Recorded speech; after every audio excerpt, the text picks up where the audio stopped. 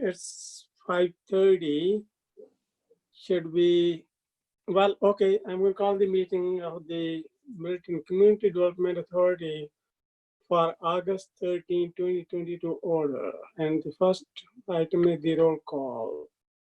Farrar, Here, Barker, Dan Barker. He's here, I know. Barron, I'm here. Hello. Furlong, Here. Nelson, Here. Oaks. Is Kari on? Kari's here. Olson, Yep. Weber. So we're missing Kari, Oaks, and Chris Weber. Well, that's how it is. So, okay, so the first item on the agenda is approval of the minutes. So you guys, everybody had time to look at the minutes? Yes, I would make Yeah. a motion to approve the minutes. This is Olson. Okay, need a second? I'll I'll second that. Oh, sorry, go ahead. That's Kieran. I'll second it. Okay, motion by Kathy and second by Kian. And any questions or comments? Okay, all those in No. favor of the motion to approve the minutes of July 1st, 2020 CDA, say aye. Aye. Aye. Anyone opposed? So the motion passes unanimously. Okay, so the next item is the financial report. All right, Abby. Yep, not too much has changed since the last meeting. We haven't spent much money, but I did want to point out one issue, which I'm going to talk with our accountant about, and that is that it looks like we have a limited term employee who handles some of the maintenance for the downtown. She does weeding and planting and those kinds of things. But this year, they also hired a part-time person to relieve the horticulturalist of some of her duties, including garbage pickup. And it looks like they've split it out into a separate line. And so it looks like we've spent $406 that's not budgeted, but that actually belongs in the same line as the LTE downtown maintenance line. So we're quite a ways under the budget still for that line item. Let's see, I'm trying to think if there's anything else here. Oops, didn't mean to do that. Sorry, let me pull that back up. I was thinking I was in the packet and I could close out of it and pull up another item. Here we go. I see Kari and Chris have joined the meeting too, so I just. Yes. Oh, thank you. Yes. Hi, thanks, Kathy. Hey, folks. Hi, Kari. Hi, Chris. Welcome. Hello. Let's So see. Abby is going over the financial report. Oh, but now I can't, sorry. No. Sorry, I don't think I can zoom on that version, so just bear with me for a second. That's okay. You got a lot more powers there, Abby, so. I'm just happy that my internet is working today because it has not been working that great here at City Hall, but they got, Oh, they no. got it fixed today. I got booted out of a Zoom meeting 4 times the other day. Oh, All right. Hey, Abby, I've got one question on the financial side here. So, because I think it'll be pertinent to our later agenda item as well. But in terms of funds which may have been allocated but not yet spent. So, if, I think there was one line item there which was sponsorship, because the mustard Right. support. I just want to make sure when we get to our later agenda item, we know exactly what we have left in the budget with Yes. allocated expenditures taken out of it. That's a very good point. So So the mustard days actually came out of the downtown marketing assistance line because that was the matching funds that they were applying for marketing assistance. And so this line item says that there's $3,500 remaining, but in fact, I believe that that was a $3,500 approval for mustard day. So It was up to 3,000. was it 3,000? Okay, Up thank to you. And yeah, matching. yeah, For so I market. did get all of the receipts from Barry and I have reviewed those and I have submitted to finance a request for a check to be made to Barry for mustard day. He went well above the expenditure requirement to get the full match amount. But I think that that will get approved in the bills at the council meeting next week. So it's not reflected in your finance report here yet. Thanks for bringing that up. One thing that, go ahead, Kari, are you? Oh, sorry. Thanks, Kathy. ahead. Sorry. We might Go have been ahead. going to say the same thing. I I think have so. I have two other questions related to the Mustard Days event, but we can wait till after the financials or we can talk about it right now.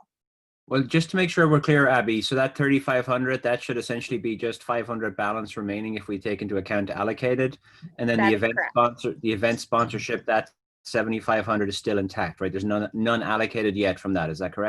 That is correct. Okay. And Thank we will do that Summarized it well. tonight. Yes. Mhm.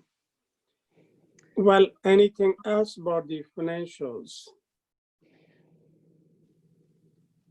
Okay, Oh, and so how many hours a week is the downtown person spending on doing things like weeding and shrubbery trimming and just general maintenance of the plantings downtown? Do you know? Because I feel like that's still a little bit unloved.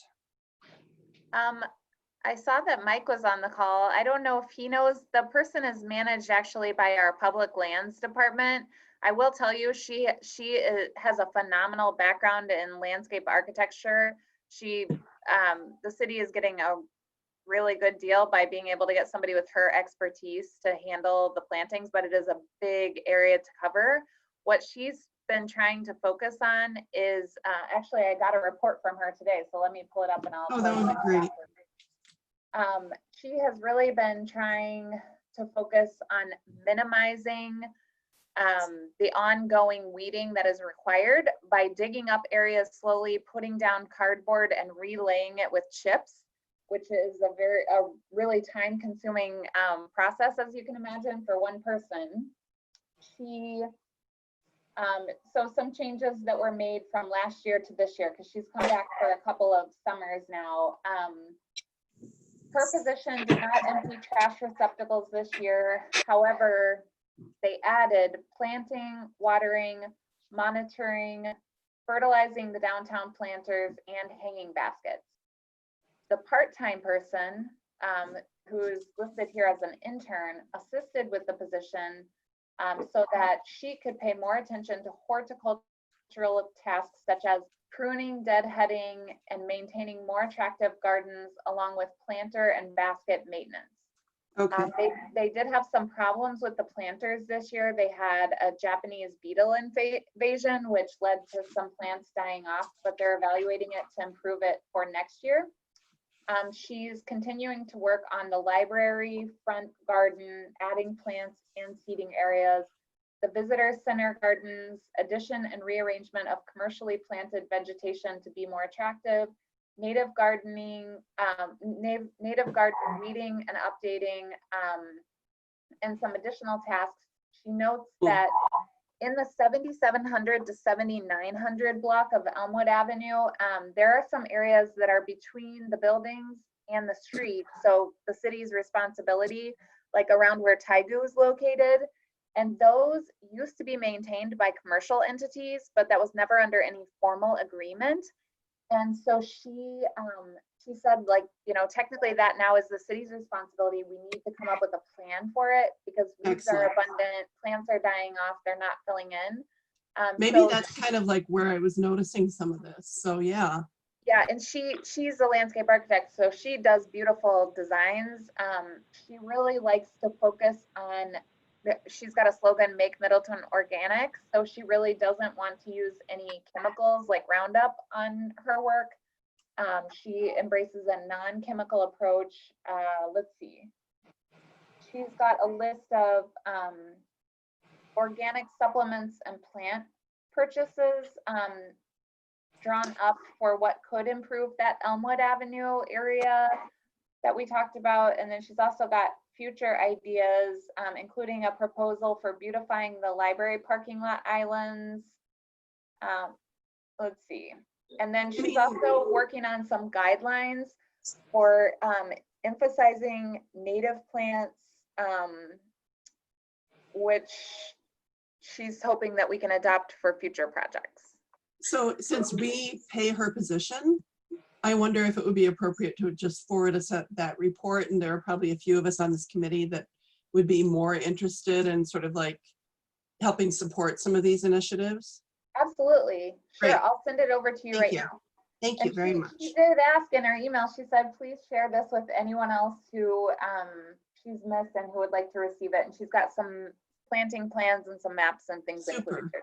Great. Abby, thank you. did she mention the senior center parking lot between City Hall and the senior center? The terraces, the islands in there are, She did. She okay, did, good. Kathy. That's a problem area. In terms of parking, and she's talked with me about that quite a bit. Yeah, It would take a much heftier price probably to take all the rock out and replace it with a screen and mulch over the top. But the weeds are very difficult to get out using the typical non. she didn't have a ballpark figure on how much something would cost to, because they look very, very sad. Yeah, agree. She didn't put a cost together, but she easily could, and she could manage that project too and make sure it gets done properly. Okay. Like I have full faith she would do a Okay. wonderful. Perfect. I That do would be too. great because we have a little window here as the season is wrapping up and it's going to get to be a good time to plant and so forth. So And Abby, just so you know, and the CDA as well, and I think the mayor will be happy to hear this as well. I've offered to hire Dee over the course of the winter as my intern for 10 hours a week. And I was hoping that she could do some serious planning for beautification projects in the downtown and perhaps other parts of the city as well, and utilize her skills. And she's very interested in continuing work through the fall. And as long as we can keep her under the magic number of hours so that we don't have to pay towards a pension. Okay. That's a great idea, Mike. I'm sure everybody will be excited about it. We need to make this downtown beautiful. That will help our businesses as well. So, Abby, now we gave some money to our businesses, downtown DMPA. Yep, that 4,000 came out, or- that was reflected in the marketing assistance line. Yep, Yep. So it's shown here, that's the $4,000. Yeah, I did see that. But how is it working? Is it helping them? I mean, the main goal was that help our businesses. Is it doing something or not yet? I've gotten a couple of communications from her, from Sarah, the person that they hired. So I know she's started her position and she's working really hard. Andrea Van Ness was planning to join tonight, but I don't see her on the call, so I cannot. I was hoping she might be able to speak to that. It looks like Dan Barker has his hand raised. Sorry, Dan, just noticed that. Okay, Dan, go ahead. Thank you. I think they're doing a great job, and I'd love to see more of it. Interesting, this came up. I did notice that for some of the trees out there in the terrace, which I guess is ours, I'm not sure the branches are 13 feet high. So I'm wondering if we could get somebody to take a look at those. Okay, which street did you notice it on? Right outside City Hall. Yeah. Okay, Yeah, on Hubbard there. so that's a city forester thing, but I'll let Mark Wegner know.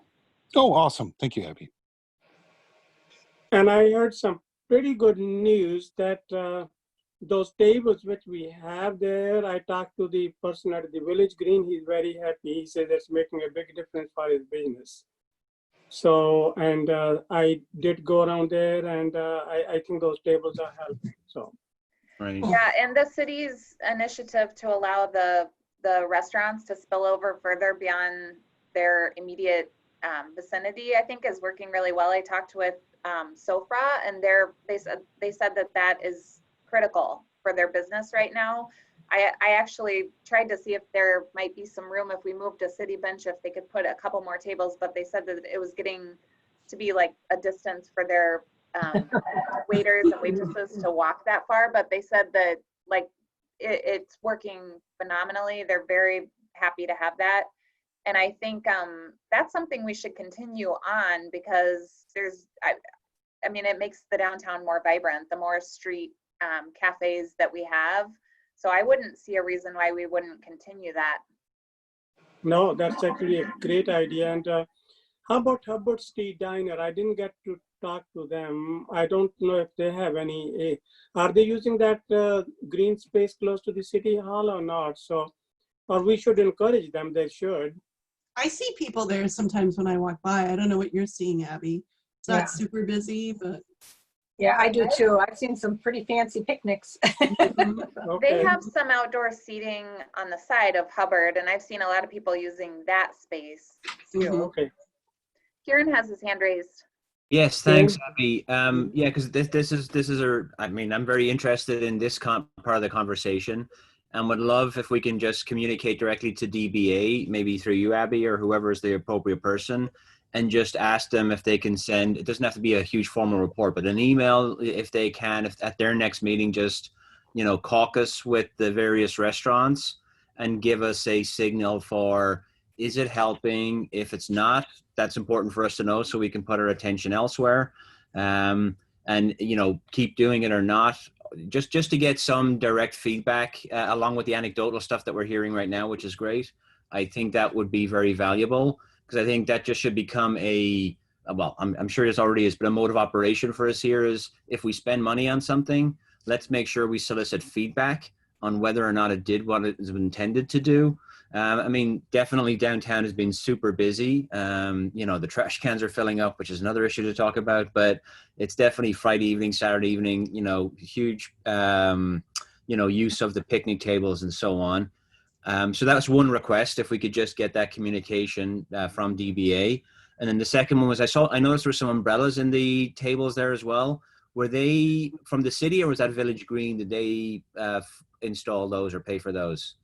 I'm pretty sure that Village Green just took it upon themselves to drill the holes in those tables and put the umbrellas up.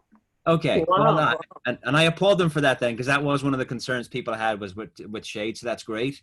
And it's great to see the restaurants then getting involved and helping out as well. Assuming that's all okay with everyone, they're drilling holes. I just want to make sure that everyone knows that they can sit there from any restaurant, that the Village Green doesn't have territory there, because they put umbrellas there, that's dedicated to them. Right. That was my perception. Yep. Who is that, Dan? Sorry, Dan Barker. Yeah, I thought that Yeah, was only their tables, and you don't sit there unless you're going to Village Green. And I didn't like, yeah, that seemed a little, I don't think it should be like that, because we're encouraging people to come there, whether they bring their own food from anywhere else, or we didn't bring those tables so to just supplement Village Green seating. It was for everyone. And I want to make sure that, But I do want to help them out. yes, of course. Yeah. But maybe we need to, I looked that way to me too. So. Right. So I had put that in my next door post, Kathy, that, because somebody had asked that question, can we go and sit there even if we're not buying from the restaurants? And it was like, yes, absolutely. These are public spaces. You can bring your own picnic as well. But maybe that's just a message that we want to reinforce. And if anyone hears of any stories where someone is told to leave because they're not ordering from a restaurant, like to give up the table to someone who is, obviously we'd have to address that. But I haven't heard anything like that. But if anyone does hear something like that, we'd need to nip it in the bud. Okay. And also we can get more tables too. Great point, Karen. And I think all the points which Karen and Dan, the others have raised, they're all great. I have one more question about with Yes, the Kathy. tables there. Is mowing, is that harder now, or how are they maintaining that, and how is that going? The table, with the tables, it's Yeah, a lot this- harder for mowing. They have to have 2 people out there because one person can't move the table on their own. I know that that was like the biggest concern coming out of public lands, but they're making it work because they want to be able to support and help the businesses.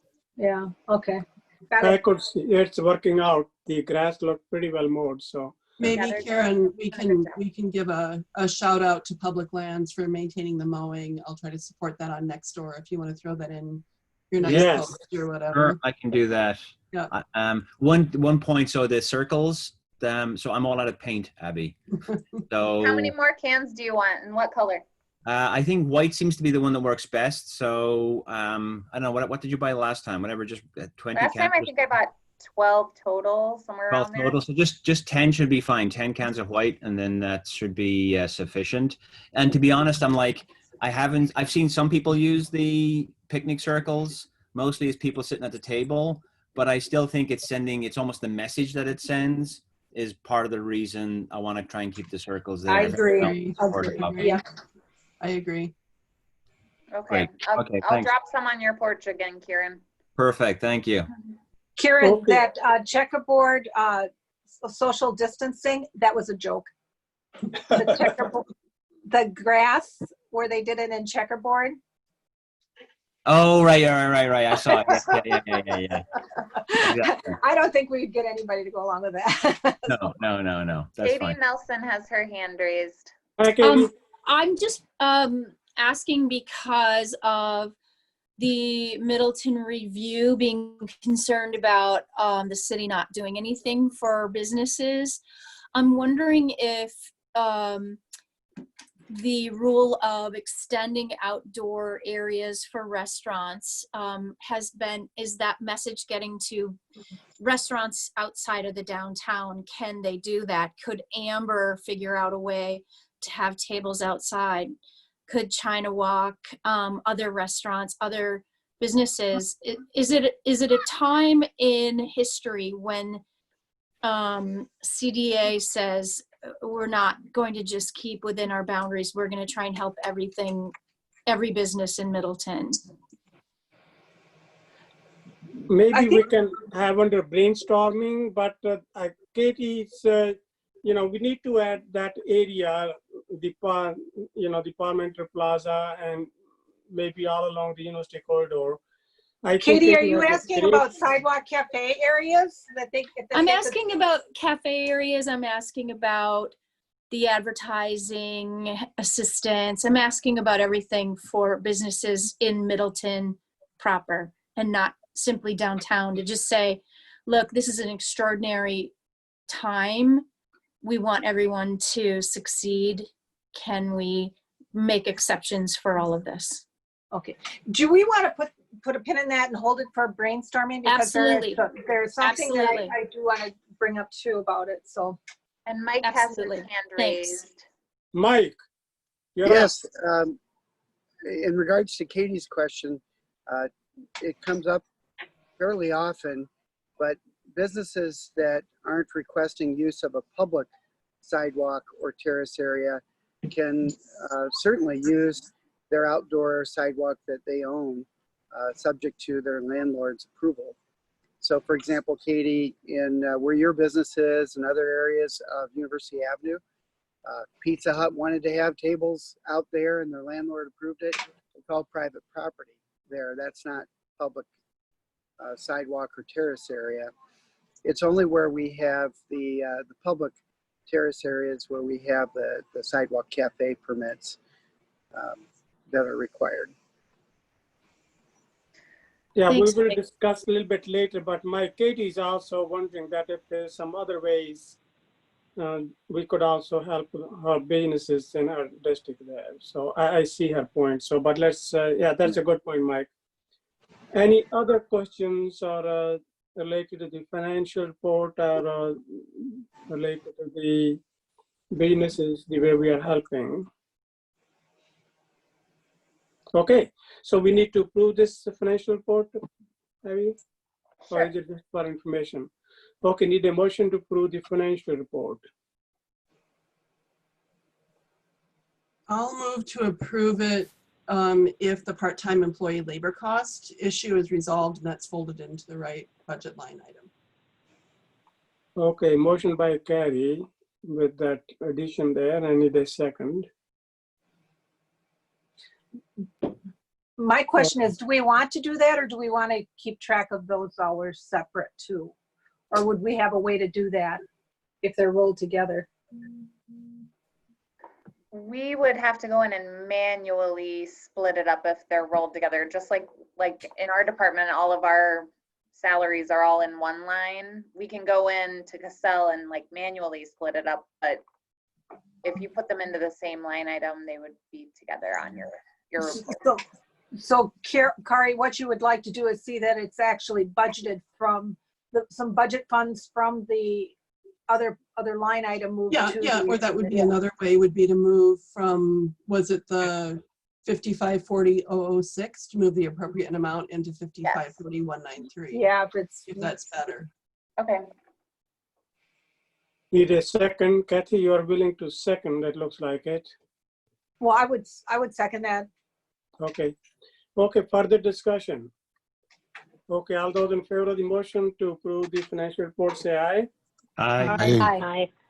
Anyone opposed?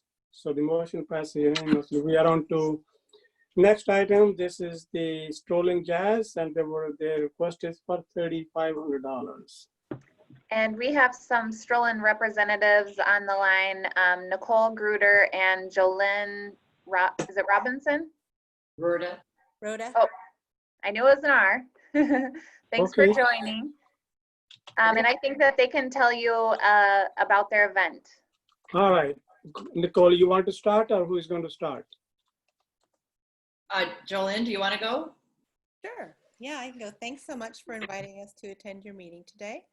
You know, this is now our 5th year of organizing a Middleton Strolling event. So you're probably, many of you already familiar with what normally happens, but this year has been unusually challenging, as I'm sure everything that you've been doing has been. So we really feel for what cities and civic organizations are having to go through. So we wanted to attend tonight because we know that a lot of things have been a bit up in the air about how this could work to be still a beneficial event to Middleton, and we are hoping to hear some input. So normally, of course, this event takes place in downtown Middleton in several different locations, you know, up to, I think, 11 different locations some years downtown. And so we've been trying to think of the best ways to keep everyone safe and still be able to do something that highlights downtown Middleton. And so right now with the, you know, as we're only a month out from when the event would normally take place, we are increasingly concerned that things aren't improving to the level we had hoped. Like we had hoped that we would see reopening continuing to the point where we're at least back to that idea of having at least 100 people outdoors, and it doesn't appear that we're on our way there right now. I know right now the limitation is something like 25. How many is it? I think it's 25 right now for outdoor events and 10 for indoors. So that really doesn't work very well for our model, which has, you know, often drawn 1,000 or more people to downtown Middleton. We had thought at 100, you know, we could limit the outdoor sites to that and still encourage some people to stream it. So do that kind of dual, you know, streamed or at least recorded and rebroadcast and in person. But right now we're feeling like our best option may be to pre-record in locations downtown and then only offer it to the public in a streaming way. After our conversation earlier this week with the licensing committee, I think we're feeling more like perhaps outdoors is even still a problem, that it felt like there was some discomfort with people still kind of gathering around that. And so right now what we're thinking might be the best option would be for us to try to record in some locations that feel open to it, where we traditionally would have these performances, you know, when they're closed. So there's only minimal staff on site, and then our team recording with masks and social distancing, and then promoting this online Strolling Middleton event that, again, you know, would showcase some of the iconic locations. So it might still be at you know, Johnny Chimes at Louisiana's. It might still be at the Mustard Museum, the library, and, you know, other locations there that people would recognize and that we could talk about that were there, and the promotion of the downtown businesses, and the idea of, you know, ordering your dinner and you know, doing your takeaway from the downtown restaurants, and then, you know, enjoying the jazz from your home, or while you're in the park, you know, streaming it there from your device. So there might still be ways to do it like that, if that is something that the CDA would be interested in pursuing. Okay, so anybody wants to? So just Anybody? a clarifying question, perhaps, Jolene. So this is Kieran speaking. Are you pretty much saying, look, you're not going to be doing it in person? So you're trying to come up with an alternative live stream or recorded event. Is that correct? That's what we're proposing. I mean, we're open to still discussing the in-person, but right now it doesn't look good to us. I think limiting something like Strollin to 25 people seems hard. Right. No, I agree. And I think things are not going to magically get better in the next month. So I think that's the prudent direction to go with things. Okay. I just wanted to clarify that with you. But do you think that when you look at the new cases in Dane County, so now they have been, you know, they were as low as 5, and, you know, yesterday it was more like 50, 51. So you think that they might actually go to phase 2, which is, I don't know how many people can gather in phase 2. Outside, that's 50, right? I believe when it was the sort of original phase 2 was 100 people. Oh, okay. Distancing, and that was when we had talked earlier about the idea of, well, could we expand our range of where people could be by perhaps closing one of the streets by the green, and you know, focusing on all outdoors like that, with 1 or 2 larger stages. It's hard for us, you know, it certainly is possible that things, you know, would change in 3 or 4 weeks, but it's hard for us to plan for that and then not happen. So it's sort of going by what we know now feels the most safe for us, because we don't want to book bands and book a stage and lighting, all these things, and then find out we can't do it. Yep. We're sort of running out of time for the live event. So we're pretty good at doing this now. We've done it so many times, but you know, there's still some things that we'd rather not do at the last minute. So Mayor, did you have a chance to talk to Dane County Health Department, and what their thinking is, that what is the likelihood that they might change soon? Because, well, as you know, it was supposed to be quite a while ago for them to go into phase 2. So My understanding is that we are in phase 2, but it's a kind of a modified phase 2. oh, okay, For going backward. okay, And so what we've talked about is with other venues that are trying to do live music, and there've been a lot of restrictions on that. So okay. it's pretty Mayor, strongly. Yep.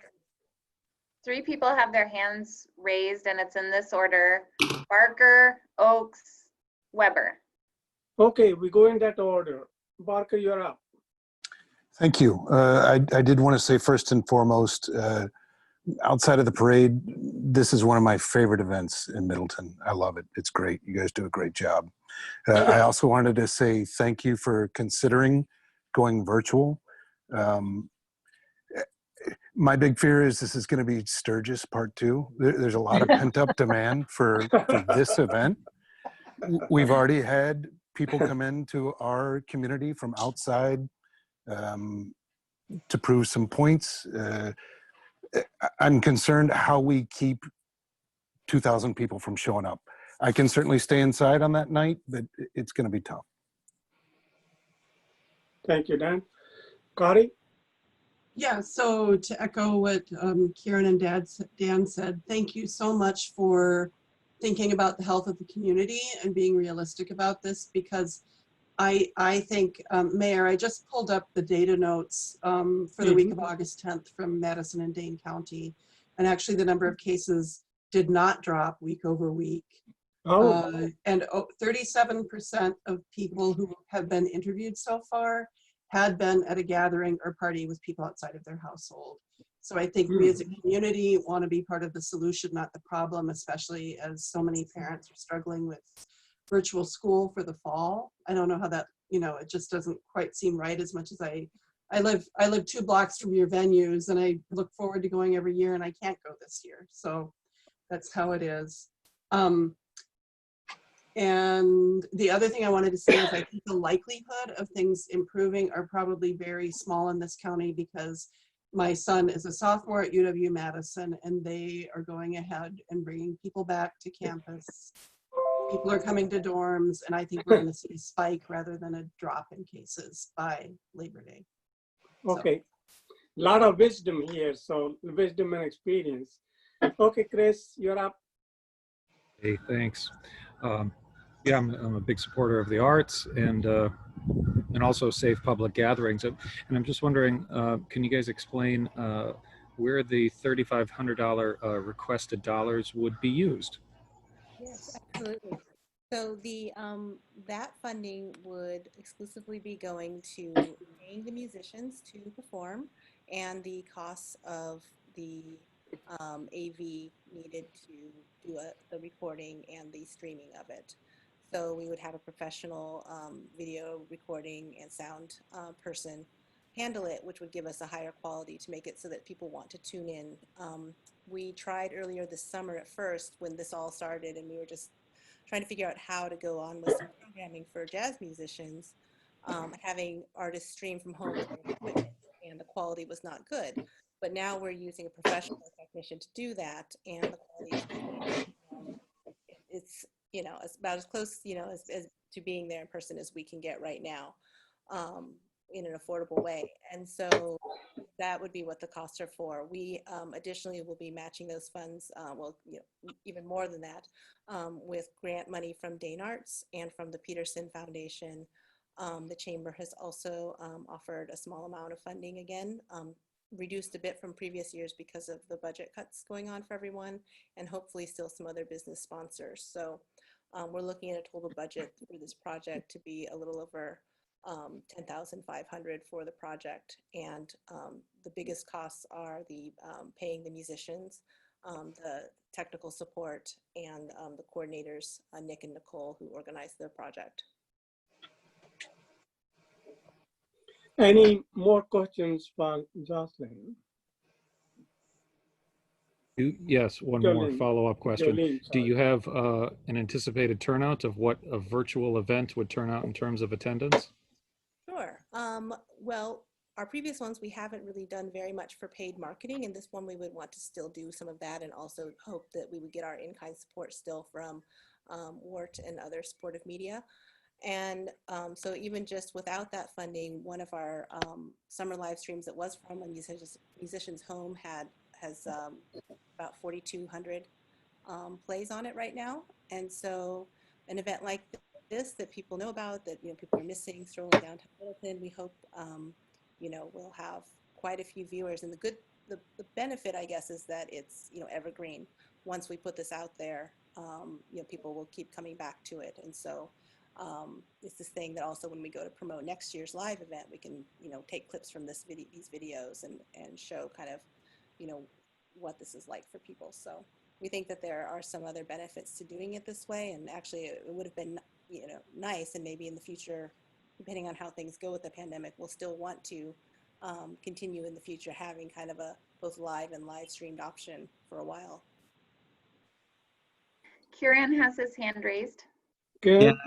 Yeah, Jordan was just touching on it there at the end. So that was my question is, so yeah, in terms of driving attention, getting audience, that can be difficult, but it sounds like you've already got some track record with this other event and 4,200 views. So that sounds good. To address Chris's question, my question was the content that is generated and recorded. Will that be open license, you know, up on YouTube for anyone to look at and utilize? Will the city be able to use clips of this for future marketing campaigns or something like that? And would the restaurants maybe be able to use some of it if they've got websites or want to show something? So my question is basically, okay, there could be funding going in for the event itself, but would it leave a lasting product that we can also then, if you like, continue to use? But I'm conscious with musicians, you know, that's often tricky because they've got their own licensing requests or agreements, and definitely don't want to be seen to be taking, you know, intellectual property or copyright from musicians at this point either, given it's a tough time for them. So my question was, what is recorded? What rights will, or how will that content be utilized, and can it be utilized by the city, the restaurants, and so on? I think we would need to, work together to negotiate that contract. Typically, the performance itself being up is not a problem for musicians, but I would say it would be different if you wanted to use clips of the performance as kind of B-roll in an advertising for some other purpose versus using their music. So if a business wanted to hear the music in the background, they might need to talk to the band about that. But if it's just showing that this event happened in that spot, most likely we can put that in the video agreement that Okay. exchange for us promoting that band forever by having this video out there and that we've produced it, that businesses could use clips. Right. And then that's kind of B-roll usage was kind of what I had in mind. And it was more just ensuring that, okay, can we get more juice from the squeeze, if you like, right? Yeah, I think we could try to put that into the agreement with everybody and also with the videographer. Great point, Ken. It shows what you are doing at UW, right? With WARF, all those D2P. Okay, more questions. Okay, so, well, then we need a motion to approve, and Abby to work out the details with Jolene and Nicole and the others, right?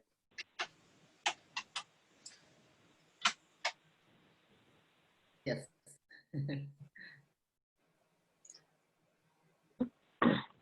So this is Belinda, and I move that we approve the $3,500 in direct sponsorship for Strollin in Middleton. Okay. This is So Kathy. I'll second that. Now, of course, we want like any follow-up report on how successful it was, and making sure that the CDA is listed as a sponsor. So. Okay. So we have a motion and a second. Any questions now? And Abby will work out the details. Okay, all those in favor of the motion say aye. Aye. Aye. Aye. Anyone opposed? Okay, motion passes. Thank you, Jolene, and thank you, Nicole. So, Thank you. Thank you so all much right. for making this happen. We are on to the next item, which is the brainstorm. This is very important item. And I think, who wants to get started? Now, I think, well, Katie already brought up one point. So I think Katie had mentioned that she would like to expand the CDA to just downtown, to include at least the businesses along University Avenue. I don't know if that should be, but I guess brainstorm means everything. Katie, do you want to take the lead? Maybe this is something that can just be the case during this COVID crisis. That was just an idea. Okay. But in the long run, you did want to see the CDA to be extended from where it is now? Or what Yeah, I is think the- it should be discussed. Okay. Yeah. And that doesn't have to happen tonight. Oh, yeah, of course not. But at least it will go into the agenda for the future. So, okay. So this is the brainstorming session, and, big thing is helping the businesses, and we made a good start. So if there's anything, anybody has some other ideas, how could we help them? Kathy and Kari both have their hands raised. Okay, so Kathy first and then Kari.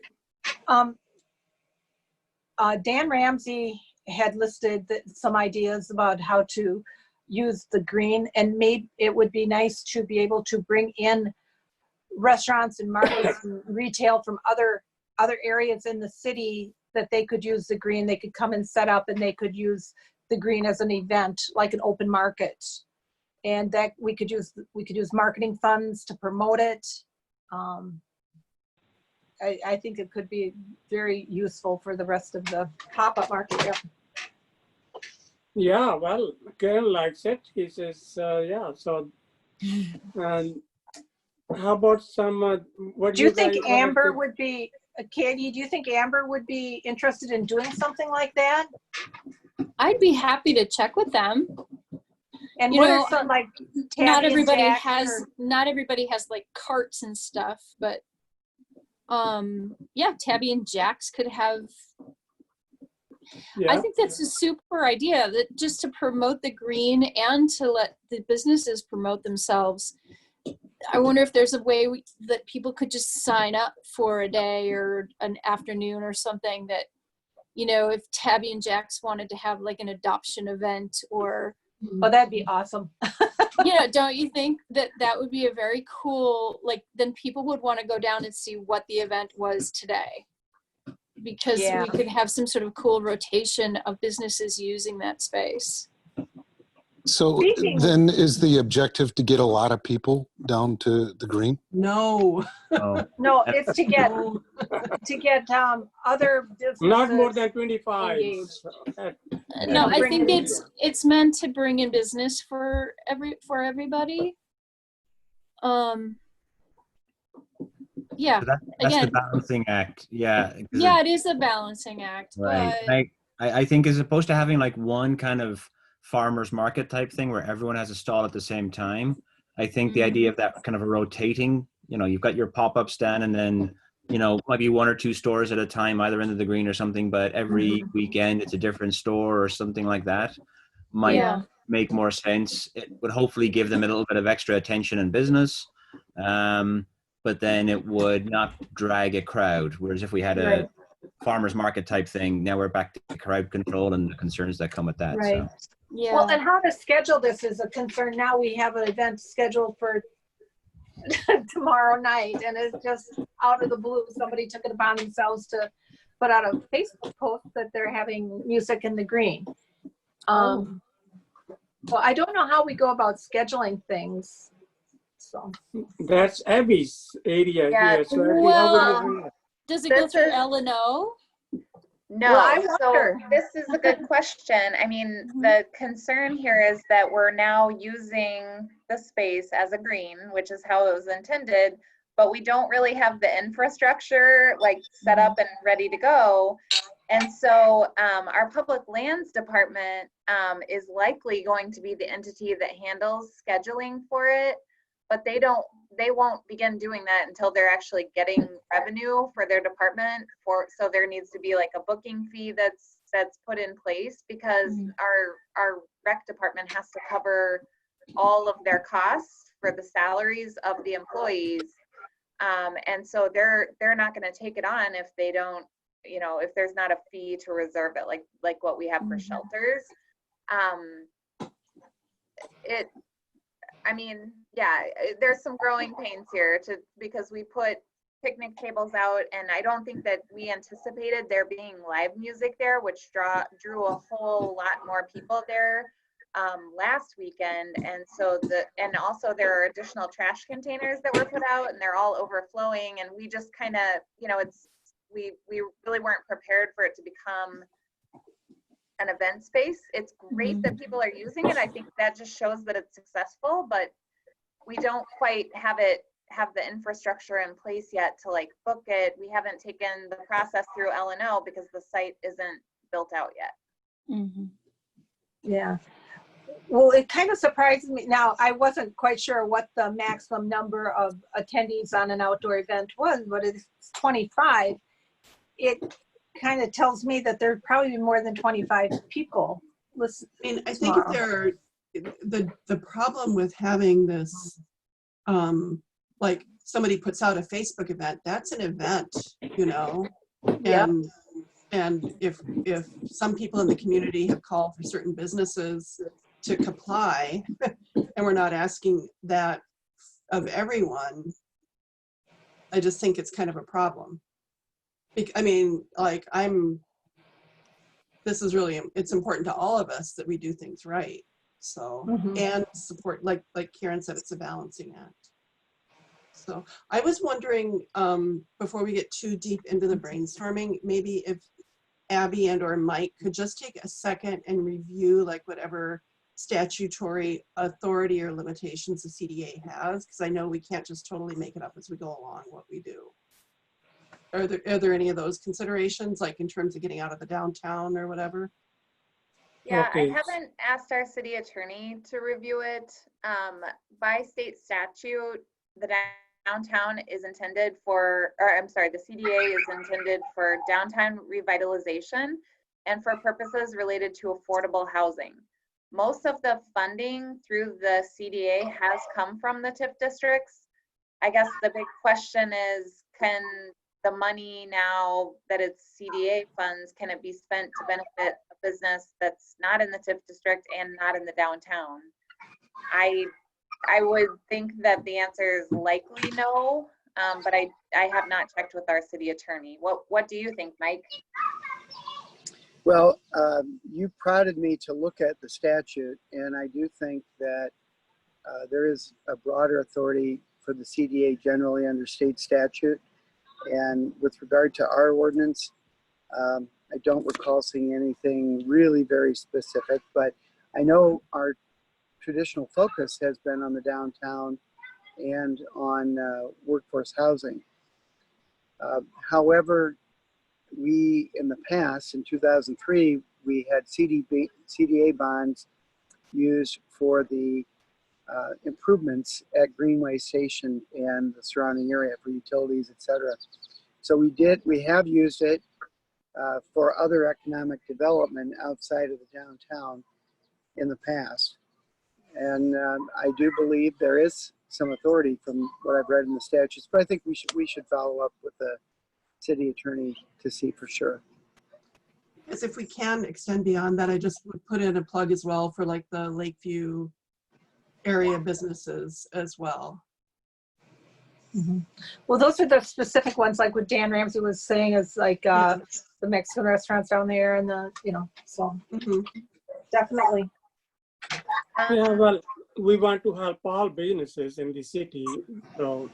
Maybe that's something we do as a council instead of, you know, instead of with the CDA. Maybe the council has to come up with a way to help all these businesses. Right, because that was going to be, I was going to weigh in on that point, Kathy, and to Katie's request as well. So I think we could separate two things. One would be a special measure right now during the pandemic. That would be, you know, we'd have a set end date, let's say, on a calendar as opposed to when the pandemic ends, because who knows when that could be. Right. That's one way of addressing it.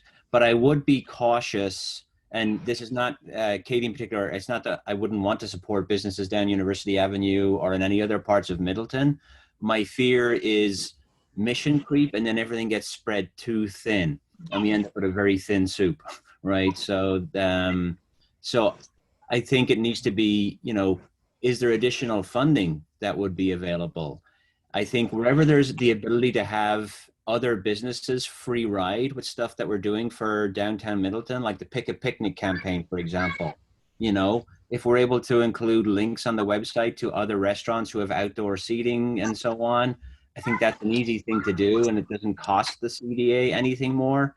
The issue is if there's only so much money to go around, and if we start trying to service all of the businesses or business areas in the city of Middleton, that will get spread thin pretty quickly. So I'd be a proponent for trying to say, if we can get additional funding, we can think about expanding the remit.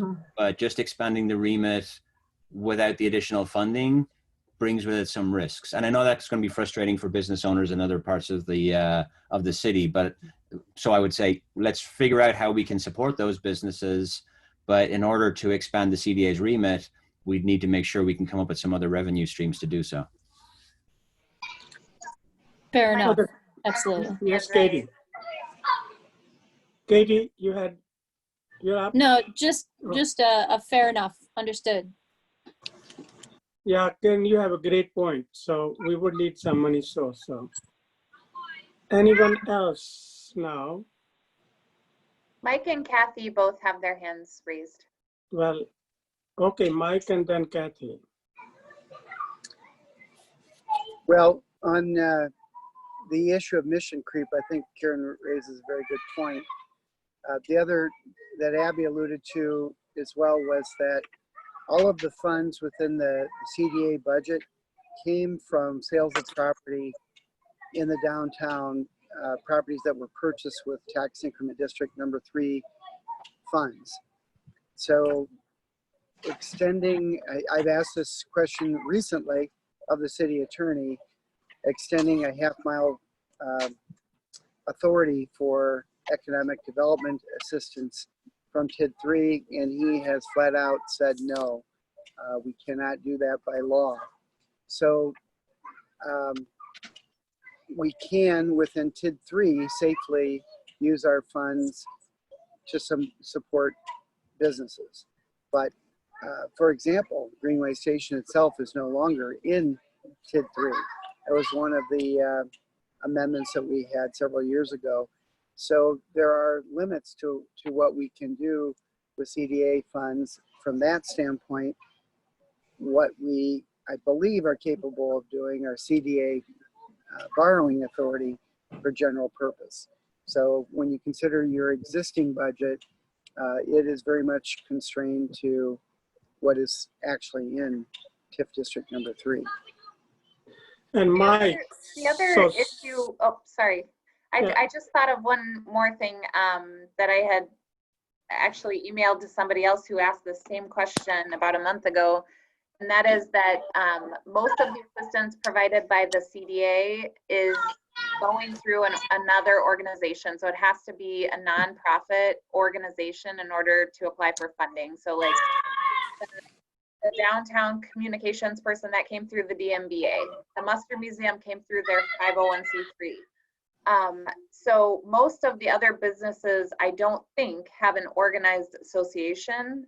So it might be more complicated because, you know, the University Avenue businesses, for example, might have to form an organization or find a 501c3 under which they could apply. Or they The could chamber is a nonprofit, isn't it? Could they go through the chamber? And the chamber, If the chamber is willing to serve as like the host, then yeah, I think that that would be an option too. good idea, Kathy. I'd like to pursue that, because if these restaurants are members of the and businesses of the chamber, we could maybe fund some marketing dollars to them through that, or somehow. Dan Barker has his hand raised. Okay, Dan, you're up. Thank you. I was just wondering, Abby, if we ever did hear back from DMBA or the chamber about submitting some recommendations or joining this meeting. I invited the chamber, the DMBA, and Bartlett Durand at Dan's suggestion, and the only one of the 3 that I heard back from was the DMBA, and that was Andrea, and she said she was going to try to attend, but I don't see her on the call. So, Thanks for the reminder, Dan. I wanted to mention that they had been invited to help us with the brainstorm. so with respect to Abby, the money, we are getting the big part of the money now is coming from TIF 3, 70,000 a year, right? That's correct. So we could, considering that source of money, we could help the businesses within TIF 3 itself, I would think, and that should be okay. Won't you agree, Mike? I'm sorry, Mayor, I missed. Yeah, part of your well, question. you were drinking your beer. I'm just kidding, or wine. So, well, you know, the 70,000 is coming from TIF 3 now. That's our big source of money. So we could possibly help the businesses in TIF 3, period.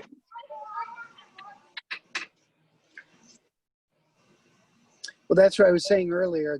All of the funds of the CDA came from land sales within the TID 3. So you can, yes, you can assist businesses within TID 3. Okay. Well, we have some children having a great time in the background, and that's always a good thing.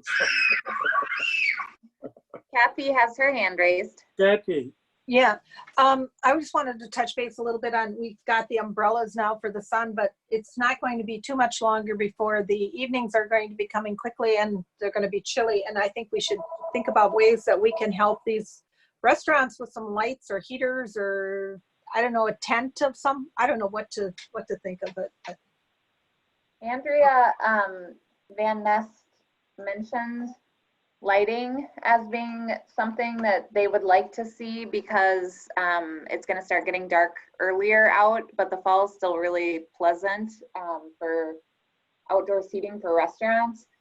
We're looking into that. You'll recall we got Ron Volpt from PKK Lighting to come up with the design for how the lights could be strung. There are, let's see, I think there must be there are 2 posts at the site, and then he would need to install 1 new one in order to get like a V-shaped lighting.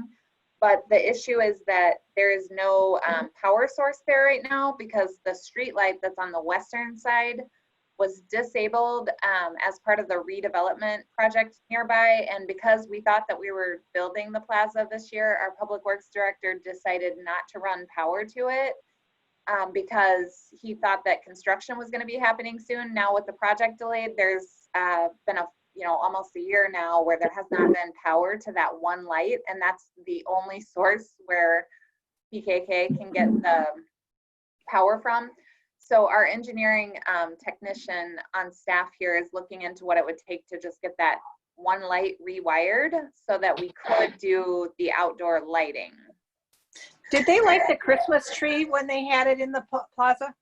No, They did because they not. didn't have a source. Okay. They were not pleased about that. But no. So Andrea also mentioned that heaters or fire pits would be a good option to help extend the season. She mentioned that they are starting discussions for a downtown holiday window walk, and they could potentially use some funds to help promote their window walk event. She asked if there would be a tree lighting this year. I think that's still up in the air. Rebecca Price, our recreation supervisor, does an excellent job organizing that event. And she usually comes to the CDA to ask for a small amount of funding for it. We don't know if we'll be able to hold the event in late November.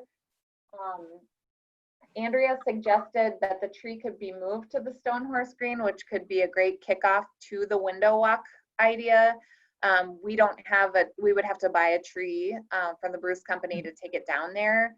And we would need a stand and a way to light it because we usually use the tree outside of City Hall. And I think this is the last year we were going to be able to use it because it's dying. But it is still, it's there now and we could use it. So it would cost a little bit more. And then just another point that maybe is not something that the CDA would get involved with, but I thought this was interesting and you might as well. One of the things that Long Table in particular is looking at is the idea of a community feeding center model, which is pulling together resources and using restaurants as distribution centers to help tackle food insecurity in the community. And she said that once patio season is over, the curbside carryout won't be enough to get Long Table through like the winter months. And so they're thinking that this could be a creative way where they could turn their restaurant into a production and distribution center, and also working with local farm networks to source food and then work on grants potentially to help underwrite the program. So, wow, lot of good ideas there. So Love it. Love it. That is thinking outside the box. And those are the ideas that this downtown is going to need. On that last point, Abby, on the food security, I've been involved in my UW hat on a number of conversations with folks. There's a Dane County and City of Madison Food Security Council. There's some entrepreneurs putting together a business that will be looking to do that last mile and help with the logistics and delivery. So there's quite a lot going on there, and I'd be happy to contribute to that conversation, at least try and help connect some people. oh, great. If that would be useful. Just back to so that's, you can kind of just say, put that in there that I can help if need be, or at least connecting people. And then the Okay. other one is on heaters and fire pits. So fire pits with locally sourced firewood, so we're not spreading, emerald ash borer and stuff. I can get behind. We will, of course, have the issue of people huddling around a fire, and we want to have that, and we try to enforce. But already I can see at the picnic tables, I'm sure they're not all from the same household and people are sitting there. People are just going to do what they're going to do. But when it comes to heaters, I, at least from a personal standpoint, have a huge issue with those propane heaters that just, burn fossil fuels to send heat straight up into the atmosphere, right? I mean, it's not really, they're not super efficient. So I'd like us to stay away from anything that's, got an environmental black mark against it, if at all possible. But that will be my personal opinion, and I can always be outvoted by other folks, I guess. But I'll just put that seed in people's ears right now if you start thinking about propane burners. Well, not only that, then someone would have to be in charge of refilling them, and people wouldn't, how to turn them off when they leave or not. I don't know. It just, there's a lot of detail. Very expensive maintenance, all the rest of it. Yeah. So those things. Well, maybe we should talk to the business owners and see if they think it's worth the effort and the cost to do that. That's probably a good thing for them to weigh in on too, because they may not see the maintenance or the impact of the carbon footprint as being much of an issue if they can get X number of people to extend the patio season. Right. And if the restaurants want to do it, Chris, I think, yeah, that's fine. I just, as I feel like public funds going towards something like that, when the city of Middleton is trying to increase its environmental performance, I think that would be a wrong direction. Yeah, you're right. You're right. I agree with you in concept, Karen, and I'm just also going to throw out the alternative notion that what we're talking about is trying to find a way for people not to transmit a potentially deadly virus and also not have businesses go under. And so I feel like I don't know enough about alternative fuel sources and relatively efficient outdoor heating, but sort of by nature, you can't heat the outdoors efficiently. I'm not aware of a way that can happen. And so we really have strongly competing interests here. And I just want to also maybe put my thumb a little bit on the scale of keeping businesses open and keeping people healthy while recognizing everything that you said is true. Right, exactly. You do a blanket of keep people healthy, keep our businesses in business. Let's make sure we're living up to our environmental commitments. Yes. Without at all contradicting the truth of anything you just said, I just wanted to raise these other points. That's okay. This is a balancing act. Say, put on a sweater. Yeah, totally. I mean, totally. Like we could have, like there is a lot to be done with education about how to dress and prepare, and we could do a little social media campaign, bring your sleeping bag. We can sort of, we can normalize really bundling up in order to be outside. My friends and I are already talking about this. So people sit outside for football games all the time, and they can find a way to. Exactly. Yep. All so true. I just built an outdoor movie screen for the backyard. We have movie nights now. I mean, we can't go out to movie theaters, but we can stream stuff in the backyard now. Those are the kind of things that, in small groups are going to be good. We're finding new ways to go to different venues, even if it's just our backyard or our deck here, and making that work. People will adapt, people will bundle up, and they will find a way to stay warm if they really do want to commune in the outdoors. Hey, Abby, quick question. Do you mind just turning off the screen share that we can maximize the video conferencing as we do the brains? Thank you. That's better. Thank you. Yeah, we are coming to your backyard, Chris, to see the movies. So, I mean, I would volunteer to do a little exploration and ask how other communities are doing this, or you can always look to the Nordic countries to find a cool way to do stuff outside. And there's that Winter Cities organization. I wonder if they might be getting some ideas together for this. That's too. a good idea. Yeah. So I could look into some of that. That's wonderful. That's wonderful, Kari. That's great. So Abby, so Kari would help now. So isn't the word hygge? Yeah, hygge, right. Hygge, right. Okay. So I was walking down by the chocolate shop the other day and finding that families are bringing their own tables and chairs and setting up picnics in the parking lots. Is that something that we could promote, or draw circles in the parking lot, whatever. And, you know, it's not always fun to be next to a major road while you're eating or drinking or whatever, but it's another option to tack on to that question of how can we support the surrounding areas. And I thought it was really inventive to find the families picnicking in the parking lot. So like you said, people are getting creative, but can you promote that creative side of it? Oh, absolutely. I think, yeah, anything. Yeah, that would be a good idea, Belinda. Like that thought. So, yeah, the question is, how do we want to do it and who would do it? Or, you know, is that something which you are interested in, would want to promote it? Or at least think about it? I'd like to think about it because as I was walking past them, I thought that is really cool. And that's really, you know, inventive, kind of like the movies in the backyard thing. But how to promote it, I'm not quite sure there.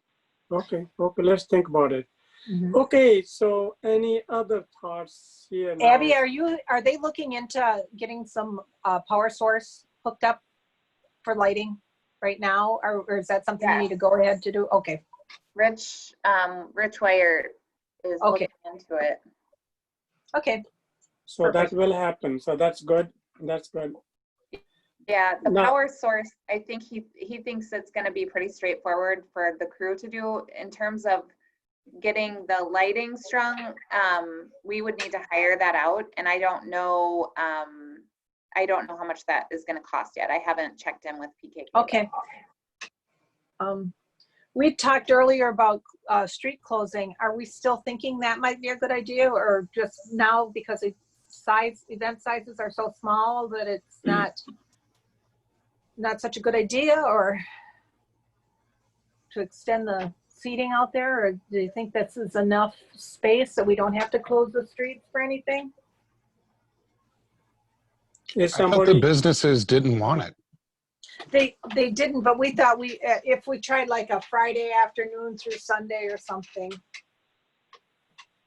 I would still be very supportive of that, Caddy. I think it would be great. And I've noticed that Village Green already kind of put out some traffic cones, and they block off a section of the Hubbard Avenue, I guess, on the south side of their building.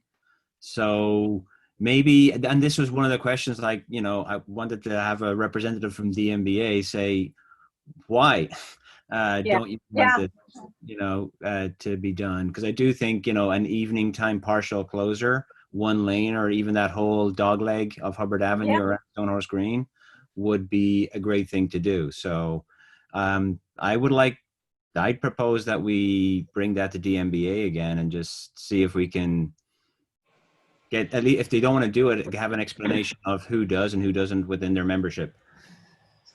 I agree with you. Parking So would Abby, you lose? so you will take it to DMBA then? Yeah, their meetings now are on Wednesday mornings, and I have a conflict every week. So I'm not able to attend the DMBA meetings anymore. But I think I was just wondering, would it be interesting to see if we could set up a joint meeting with the CDA and the DMBA together? Because I think their meetings are all remote right now too. So let's do it. It could be like part 2 of the brainstorming session. Yeah, I think that's actually a good idea. And I can tell Karen likes it too, so. There was somebody else trying to get in there. I think it's the person who's on the phone line. Yeah, it's Belinda. Hey, I was just curious, if that street was shut down, how much parking would you lose? And does that still leave adequate parking for people? That is one of the reasons that the DMBA, as a board, did not support it. I don't know the answer to the question of, you know, how many businesses were for it and how many were against it, because I was not at the meeting where it was discussed. I just know that they jointly, you know, they're kind of trying to work together as one group, and they make decisions and then they proceed in that way. So I was just presented with the information that their board did not support it. And that's why I think the joint meeting would be useful, because Belinda, I'm not sure if it was, you know, they thought, oh yeah, it's going to be shut down for the entire summer versus a temporary closure on a weekend evening, right? Which, you know, that means, okay, there's a few parking spots which are gone, but there's plenty of other parking in downtown Middleton, and it would enable the restaurants or folks to be more socially distant. If, for example, there's someone mentioned the window walk by with the, pre-lighting ceremony and stuff. So that's where I think having a joint meeting and a discussion around, well, what would be acceptable, what would work, what could we experiment with, would be a good conversation to have. And Go ahead. go ahead, Kathy. I was just going to say if we could ask T-Wall in phase 2, just for those few hours, if people could use that space. So since some of those people will be going to long table and, would be like their customers in any case. So. Yes, Kathy. Sure, and I haven't seen where they're blocking some of the street, but I'm not quite sure how I feel about some businesses closing off some of the streets and some of them not. I mean, it's. Yeah, I thought it was a little bit of a land grab, but Yeah. for me, it was a case of, all right, well, obviously some of the businesses would like to do this, so maybe let's have the conversation, see if we can figure out a way to thread the needle. Yep. I did see a Middleton police officer out there one day when they first did this. So they had a discussion with the Village Green that may be one of those complaint-driven things. I don't know. I think it's fair, but the last thing I want to do is shove this down their throats if they don't want it. No, Right. no, of course not. No, we don't want to do that. Kind of. We want to help, not want to, I guess we want to. Yes, Mike, you have a point. You raised your hand or raise your glass or water. Okay. But to Dan's point, I mean, that's exactly why I think a joint meeting would be great. And, because here we're just one side of the tennis court and we're like waiting for the ball to return. And I think it would be better if we all just say, hey, what can we do to help? We think this is a good idea. What do you think it's a good idea? If not, why? And maybe can figure a way to satisfy some of the objections and still, open up the space for more pedestrians, sidewalk, the cafe tables, or whatever else. That's fair. Would you guys be open to a morning meeting, like at 8 or 8:30 in the morning on a Wednesday, if that's the time that works best for them? That would work for me. It'd work for me. With sufficient notice, I could probably make that work. Yes. Yeah. Okay. Yeah, it will be okay with me too. So 8:30. So let's do that. I think we want to help them, and it's good to hear directly from them. And I think that's a really good idea. So right now, brainstorm is just how to help now, but we also sometimes should have brainstorm that how do we want to help the downtown for the long term as well. Like the ideas of beautification, flowers, art, whatever. So I don't know unless you want to discuss that now. It's okay with me. So I think that's a big finishing the conversation. cream. Yeah, that's a big conversation. I don't think we have time for in 12 minutes. So. Yeah, I know. I think I should do it other time. So Right. any more ideas just to help out? Yeah, the one idea I had kind of floated at the end of the last meeting was, schools coming back again. The artist who does the chalk art outside of Regal Find, all right? Yep. So one of the things that I was going to do with my own kids was see if we could figure out a way to do the solar system, chalk drawings on the sidewalk and make it a kind of a little fun afternoon walking tour for kids where in sun, maybe right outside the library, and then you walk distance and there's Mercury, and then you continue on Venus, the Earth, and so on. And I thought, we could do it and it'd be kind of rudimentary, but if there's an artist out there who would like a commission and we could fund something like that, it could be a fun kind of thing for kids to do. And we just, send it to the school district, to Elm Lawn or Cromery, wherever else, and say, hey, you've got the kids at home, you want to take them on an educational outing, here's something you do. And I think it would be relatively cheap, right? So I don't know. That was just one idea I had for something that you could do right now that maybe would make a fun activity for kids until it rains and gets washed away. But Well, that's I definitely like this, and maybe someday we could say actually paint it. I mean, it's a learning thing. You want to make it. We want to make downtown really vibrant and inviting. So I agree with you, Karen. Okay, more points now. Just how to help our businesses right now. Mike has his hand raised. Mike. Yeah, this goes back to what Abby was suggesting earlier when you were talking about the downtown landscaping, to invite Dee Finnegan to the next meeting to have a conversation over the report that she sent us this morning, and Abby apparently sent all of you during the meeting. I think she's got some great ideas, and like I said, I'm planning to hire her as an intern over the winter to help flesh out some of these ideas that I think would be beneficial to the downtown and other areas where we are trying to find plants that are hardy, don't need a lot of maintenance, and yet can be attractive and native to the area. So she's very smart and good, and I think that would be a good discussion to have. Okay. Great idea, Mike. So Abby, you will enable it. for the Abby, next we meeting. have funds, we'll have funds available to hire a chalk artist to do some of these.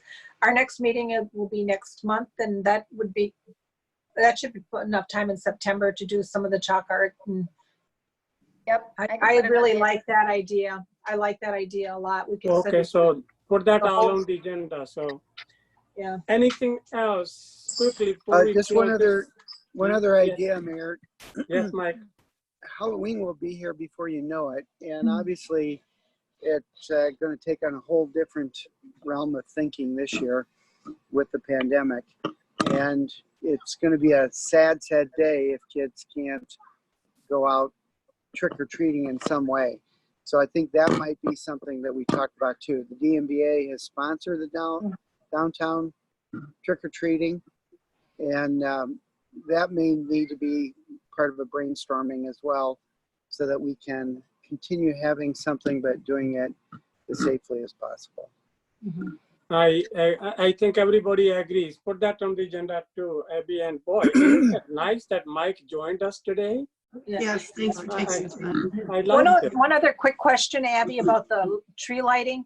Would we consider buying a larger artificial tree that could, like they have in Greenway, not maybe that big, but that you could take down and put up every year to have in the Stonehorse Green, if that's where it's going to be moving to? That's a good idea. Yeah, as long as we have a place to store it. Yeah. So I wonder how much space it takes. Yeah. I have no idea. Depends upon what size, so I guess, I that's- just wanted to, oh, I'm sorry, Mayor. yeah, no, go ahead, Oh, Ty. Before we close, I think Kathy and I maybe both wanted to bring up a couple of things about our support of the Mustard Day event.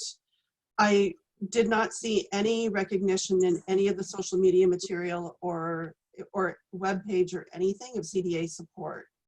I Really? looked thoroughly, no, and we Or during the event either. or during the event. You Well, And mentioned other sponsors, but not. And also for the DMBA social media thing, none of their social media messaging is acknowledging CDA either. And I just think it's upsetting to me because I want us to be seen as Partner. something for good in the community, and I want people to know that we're here as a resource and we have money and we can help people. And I think it's a great way to let other organizations know that we can do that. Abby, So are you going to I'm talk to them? hoping we get a report from Barry as we I go. will ask for that. Thank you. And also, why is DMBA not acknowledging what we are doing? So, Well, I think they're just not thinking about it. Nobody's trying to cut Okay. us out. It's Okay. just sort of, Okay. they come, they ask for the money, they've got the money, they get wrapped up in the event, and it just gets forgotten, which I totally understand. But I do think it's important. Right, so we should just reinforce that messaging, Carrie. It's like if you've got a business sponsorship and you put their message in, you put their logo, they should do something similar with the CDA. Just treat it like a business sponsorship, right? You Well, I gotta, think we've had this so- conversation. These are Yeah. conversations that have been had, but it's not sticking for some reason. right. well, the Mustard Day is not doing it. That's, does not look good, so. Okay. I Abby, know that either Barry or I mentioned it at the very beginning of the program. You did, Mike. You put it on the Facebook Yeah, Oh, as a okay. comment, Thank was it a I comment? missed that. Thanks, as Mike. a comment. Yeah. As a comment, Mike put it on as a comment. Yeah, I commented in a couple of places Yeah. too. on Instagram and yeah. Yes, I And think I remember I raised it because they left it out in their the ad or something that they were doing, and I thought they had added it to a print ad, but I don't recall. I'll trust that if you didn't see it, then it must not have happened. Mike, I don't know appreciate about you the print ad. making a comment, but it's still not the same as him actually acknowledging it when he was I agree. acknowledging all the other Right. sponsors, so. I agree. I thought at the very beginning of the event that he had said something, but I don't recall. Well, Mike- I mean, those things are entirely possible. I'm talking about what I saw on social media. Yeah. Just Yep. to be- Mike, since you were there, do you want to make him aware that CDA was not pleased with that? Oh yeah, So, yeah. okay. I will be happy to do that. He's a good Otherwise, friend, and he Yeah. knows he should know better. otherwise he's not coming back for more money. So it's, you know, well, I mean, that's how it is. So, Dan Barker has his hand raised. Dan? Thank you. Two things, if I may. As long as we're talking about the Mustard Museum, do they own that fountain there that has been dry for 2 months? Yes, they own that. Crud. Or- It'd be or nice the to get owner- that thing the bu- working. The owner of the building owns it. I guess, HGA. HGA, yeah, because they lease the space to the Mustard Museum. I wish we could do something to get that thing working again. It's pretty sad, dry. A few years ago, they tried to sell it. They wanted to see if somebody else would take it over because they didn't want to maintain it. That was brought from Italy by the former owner Hmm. of the Oh, it's real neat. property. Yeah, but it I costs and then a that- lot to maintain. And then the other piece, I just wanted to make sure that I understood. We're going to get lights out on the plaza, if or the green. If that's correct, I think that's great. Is that what we're working towards? Yep, it's That's happening. Abby cool. said it's happening. That's great. The money hasn't been approved yet, because I'm waiting to get our streets crew to repower the lights so that we have a power source. And then once we have that, PKK is gonna give me a cost estimate, and then I'll bring it to you for approval. Thank you, Abby. Nice job.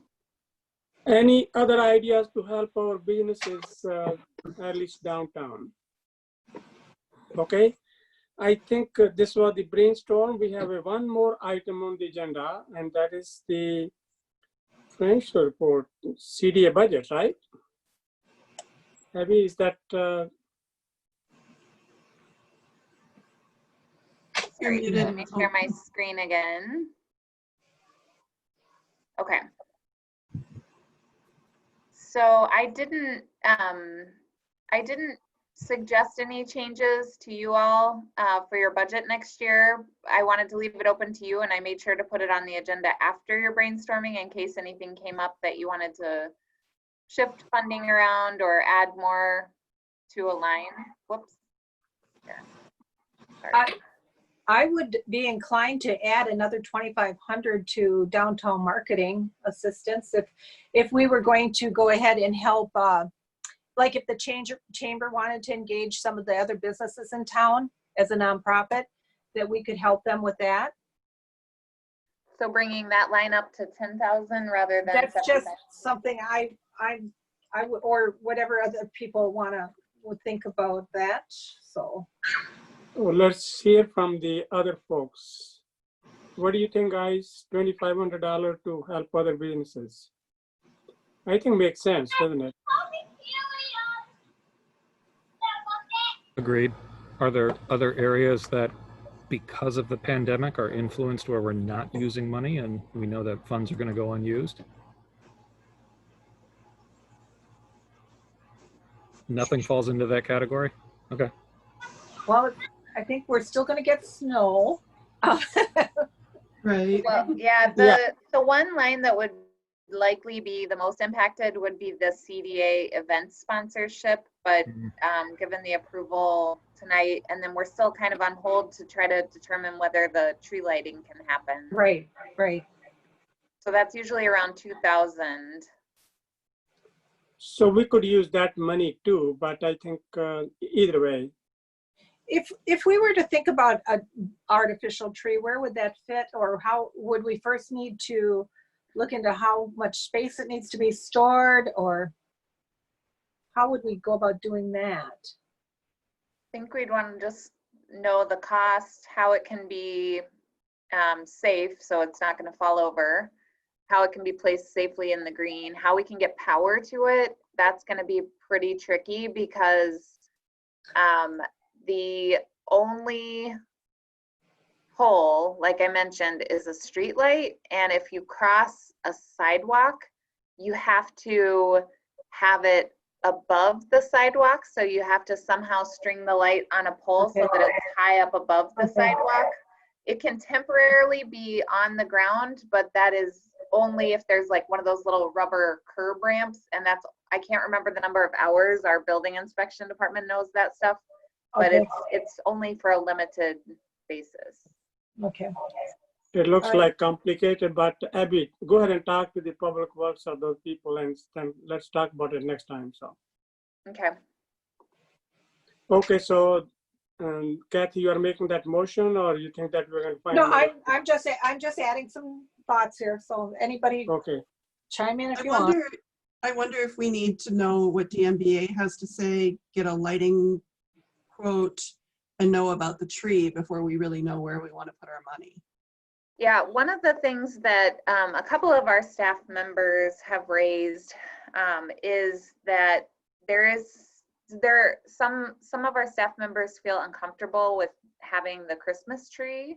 We've always called it a holiday tree, but I think one of the ideas that I think it was our library director had was, once the plaza is developed, would there be an opportunity to heavily light the features within the plaza, and instead of having the tree lighting, instead have some other, like, light the green or something like that, where we would like have everything really well defined, and then we would do a countdown just like we do, and then turn it on, and you can see, like, one of the sculptures is completely covered with lights, the band shells all lit up. And then she also suggested that we have a dance party afterwards, which I just thought would be really fun. So I don't know. I guess the one thing I would want to make sure that we're being cautious about is that we're not putting too much infrastructure in for a temporary solution if it can't be used in the permanent solution. That's true. That's very true. Okay. Yeah, I love so that let's- idea of lighting the green. I think that's really cool, and it fits in with that. I don't know how to pronounce that word. Hugo. It's the same. It's that same feeling. There's that lack of light in winter. Light up the green. It's a great thing to do without alienating anybody. And if we have a dance party, we can all stay warm too. Love that. Mike has his hand raised. Mike? The community I used to work in had a canopy of lights that over the courthouse square, and it was very cool, and people loved that. And you didn't have to have a tree or any particular religious angle for it to just be lights and warmth during winter. It brings people together. Agree. And for the whole winter, not just a season. And yeah, that's true. Yeah, I love that. Boy, this whole group is coming together. This is awesome. So, okay, any other thoughts and ideas? Well, so then, Abby, you're going to set up a meeting with the DMBA, and we will see that what are the other items which we might like to fund or needed to be funded, and that's when we vote on the budget, or you think that you want to vote on this as it is now? I think you need to vote as it is now, because I have to turn this into our finance department in a week. Okay. Okay, somebody needs to make a motion to vote the budget as it is now, and we can always make changes.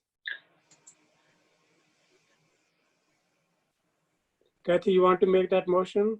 I'd make that motion. Okay, and Karen is anxious to second it. Well, I'll second it. I'm anxious to get dinner. Okay, okay, so it's 7:05, and I guess Any other questions or comments? All those in favor of the motion say aye. Aye. Aye. Anyone opposed? Okay, well, any final wisdom or final thoughts? I think we covered a lot. We are doing the best we can to help our businesses, and we will do more of it. Need a motion to adjourn. I'll make a that we motion to adjourn. adjourn. Okay, Hungry we got Karen the moves to first adjourn. and second, and all those in favor say aye. Aye. On to Aye. the dinner, folks. Now on to the dinner. Thank you to everyone. I Thank think this was you. very productive. So, Thank you so much, everybody. Thanks, Thanks. everybody. Bye, Thank everyone. you. Thanks, everyone. and thank you to Mike as well for participating. Yes, thanks, Mike, for joining.